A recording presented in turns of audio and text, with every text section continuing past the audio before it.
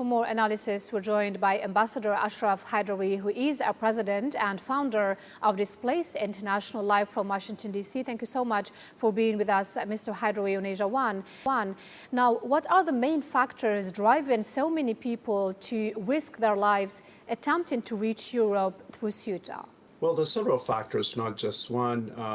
Key is the geographic proximity of North Africa to Europe, both through land and swimming, which encourages unemployed youth in Morocco, but also, of course, other refugees and asylum seekers from the rest of Africa to take advantage of this proximity and the hope of making it across, and hopefully in their mind to seek asylum and get protection, which unfortunately doesn't often happen because it is primarily encouraged through smugglers and viral misinformation campaigns by smugglers. That's one, but also, as I said, the situation in countries like Morocco, economic challenges, poverty,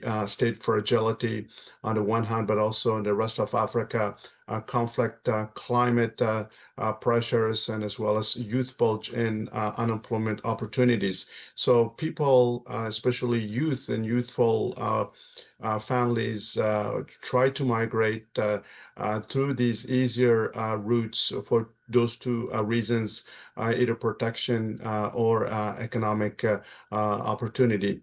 But also, I think there is diplomatic tension between Morocco and Spain. That's something that played a role back in 2021, which may not be the case now, since Spain is publicly acknowledging cooperation from Morocco in this case. But this is quite unprecedented, since 50,000, mostly youth, have tried to make it. A large number of returned, but there are still those that are on the ground.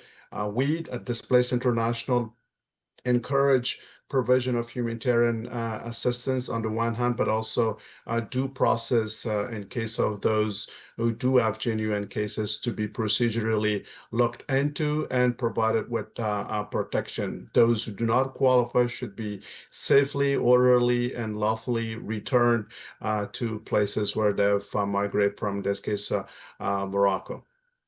So now, with dozens of migrants reported dead, how should European governments balance border security with their humanitarian responsibilities as well? Well, humanitarian protection is first. When lives are at risk, it really doesn't matter whether there's diplomatic tension or other issues regarding legal or illegal migration. Those at risk, especially at seas, must be first saved, and then their cases individually looked into for protection. And those, as I said, who do not qualify could safely be returned to places where they've migrated from. And on this, there has to be close coordination and collaboration between Morocco and Spain, and as well as the rest of Europe, to really provide a coordinated response across a range of issues to help address this crisis, because Ceuta on itself as an autonomous city is not capable of doing so. That's why it's overwhelmed in this case. So we encourage Spain, the rest of Europe, as well as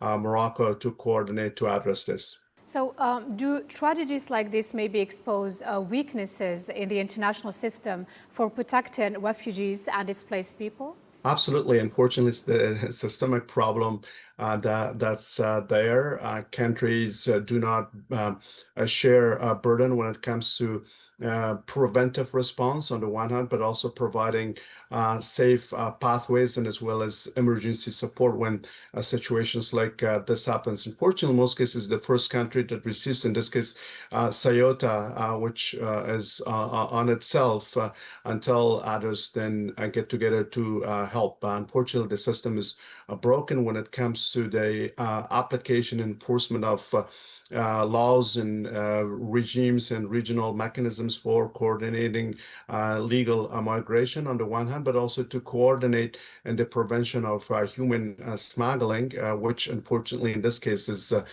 played a role in light of the ruling from the Supreme Court of Spain, which recently ruled that those at risk on the high seas shouldn't be rejected, but should be put through regular asylum procedure until their status is determined, which the smugglers seems to have exploited, presenting a kind of open door to all these people who have migrated en masse. So that's why coordination, collaboration is very key to enforcement and application of the laws, mechanisms, and policies in place. Ambassador Ashraf Haidari, thank you so much for being with us on Asia One.